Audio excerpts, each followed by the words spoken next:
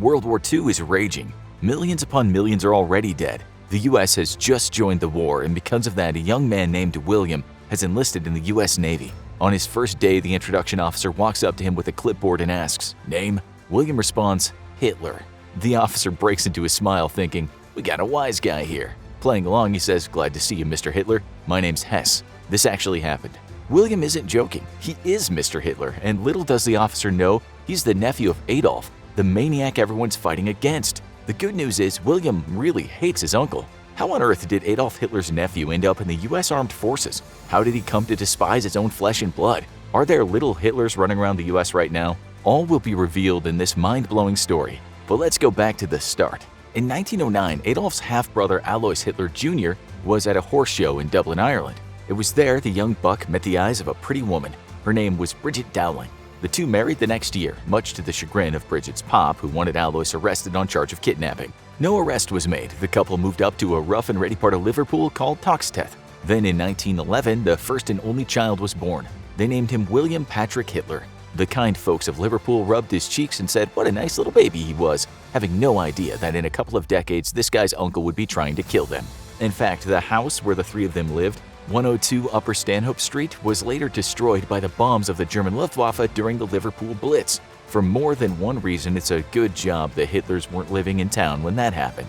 But in 1911, Adolf was only 22 years old, and rather than thinking about world domination in a race of so-called pure-blooded people running the show, he was broke and trying to make a living selling his paintings. He wasn't too bad of a painter, actually. He should have stuck at it and saved everyone a lot of trouble.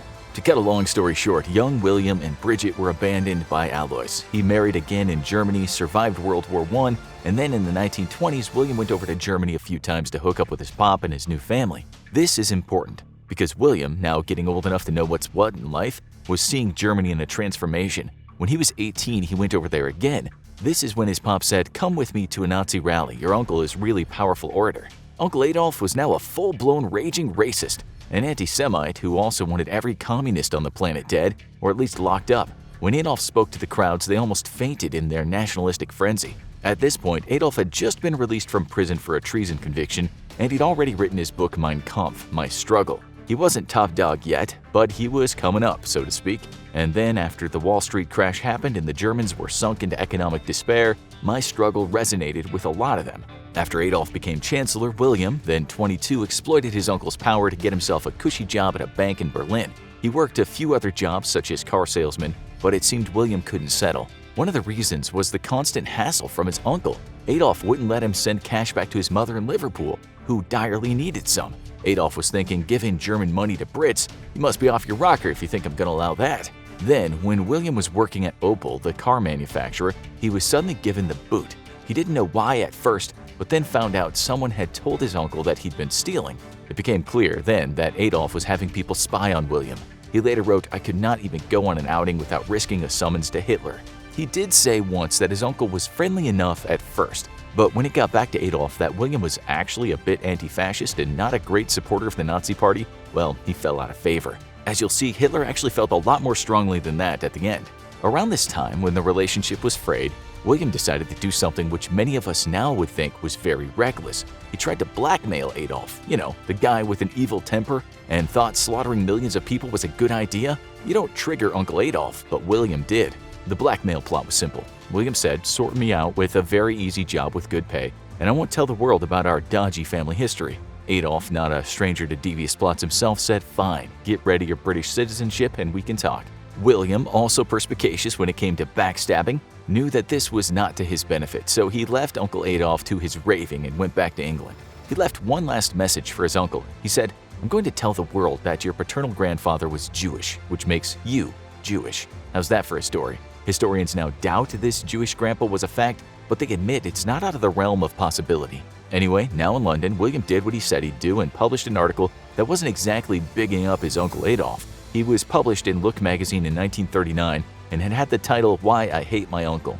You also have to understand that while the Brits weren't at war yet, Hitler was a big name in that country. When the article was published, Adolf Hitler was just a couple of months away from invading Poland. 2 days after that, Britain was at war with Germany.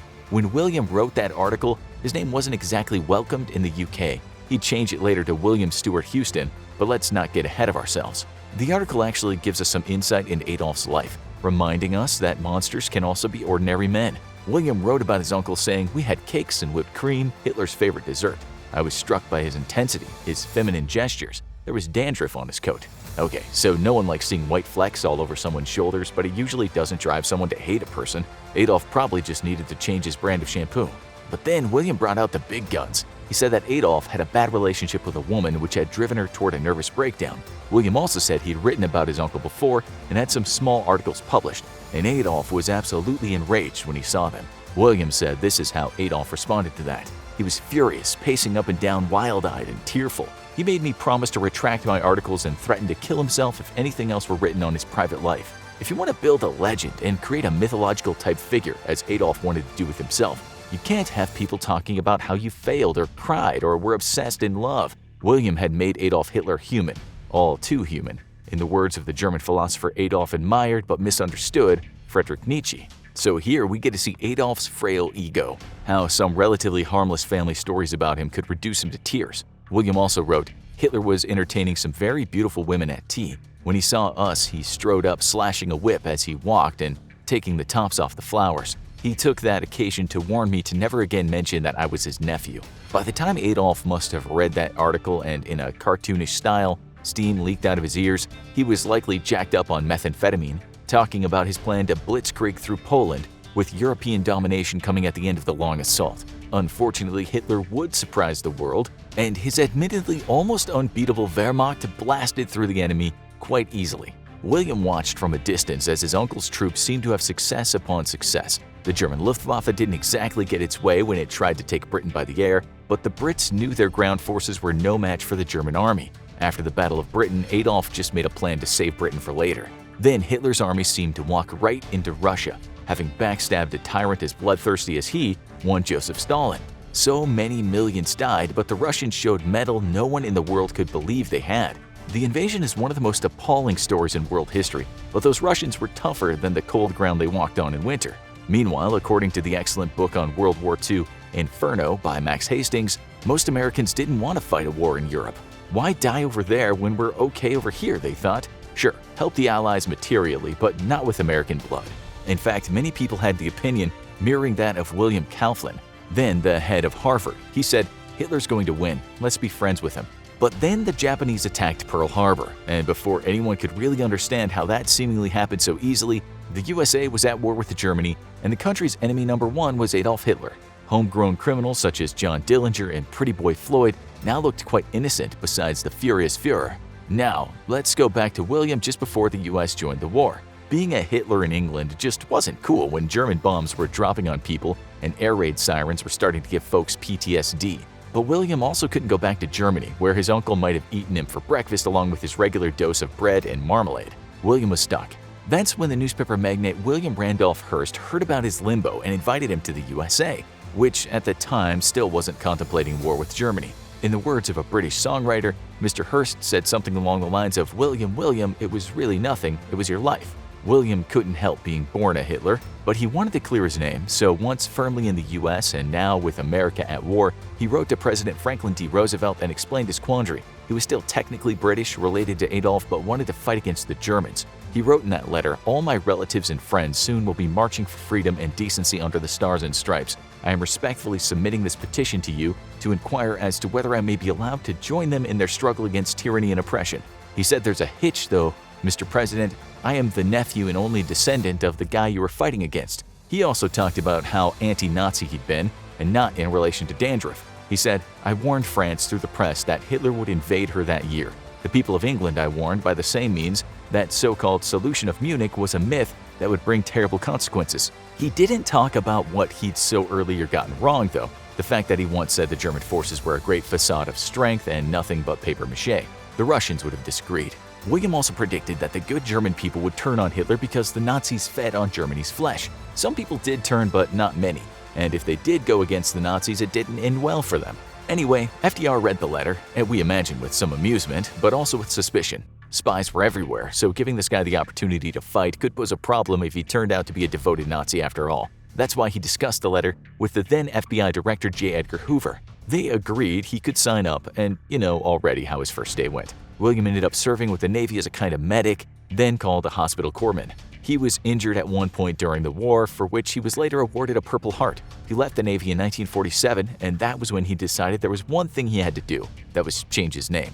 Introducing yourself as Mr. Hitler in the neighborhood or at the office either made people laugh, angry, or, when they knew it was real, upset and suspicious. A lot of Americans died because of William's uncle, and they could have no idea that he hated his relative. So he changed his name to William Stewart Houston. Soon after, he married a German-born Phyllis Jean-Jacques, and they settled in Long Island, New York. There, they had 4 kids, while enterprising William opened a blood analysis lab in his home that he called Brookhaven Laboratories. You might be wondering where all the American Hitlers are today, but all of William's 4 boys didn't have any children. Someone once explained why, saying they didn't sign a pact, but what they did is they talked amongst themselves, talked about the burden they've had in the background of their lives, and decided that none of them would marry, none of them would have children. William and the kids didn't tell their friends who they were related to. Nonetheless, besides harboring a whopping secret, they lived fairly normal lives. A neighbor once said about the kids to the New York Times, they were like any other kids on the block, American kids. It was almost as if they were rebelling against their German background and being intensely American.